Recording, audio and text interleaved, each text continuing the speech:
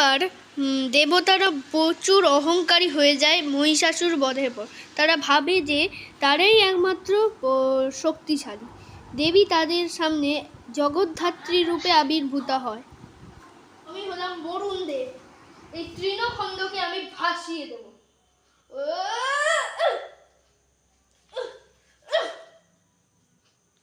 ক্ষমতা কাজ করছে না কেন? ইন্দ্রদেব, আপনি আসুন।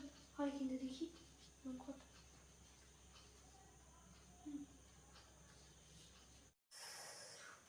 একটা তৃণখণ্ডকে নষ্ট করতে পারবো না। তৃণখণ্ডটা তো সামান্য, একে আমি ধ্বংস করেই ছাড়বো।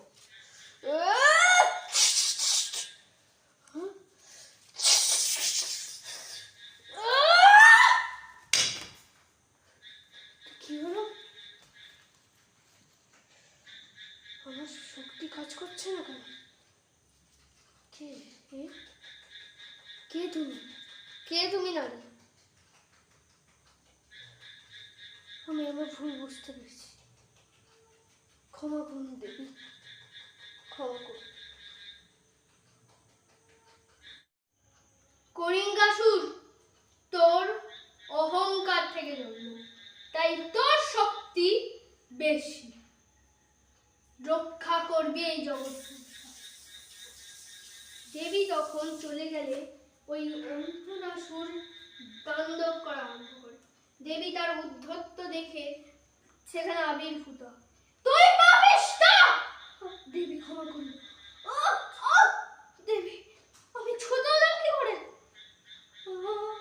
তুই অহংকার, এবারে তোর বিনাশ নির্ঘাত। দেবী ক্ষমা, ক্ষমা, ক্ষমা। তোর বিনাশ ছাড়া তো আর কোনো উপায় নেই। অসুর হয়েছিস তুই, অসুর ছাড়া তোর বিনাশ।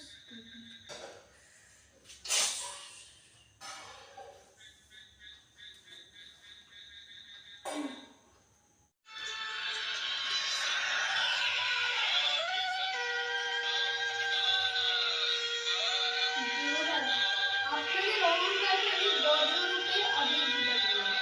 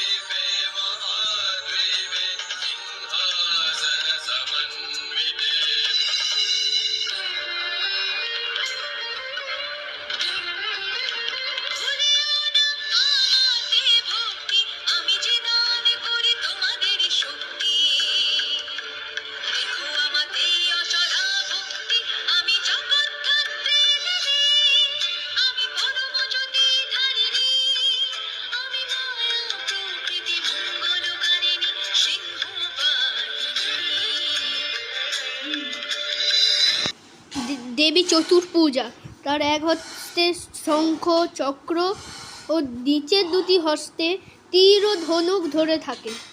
তিনি কলিঙ্গাসুরকে বধ করে। তিনি সিংহবাহনা, তিনি অহং নাশ করেন। তার পুজো করলে অহং নাশ হয়।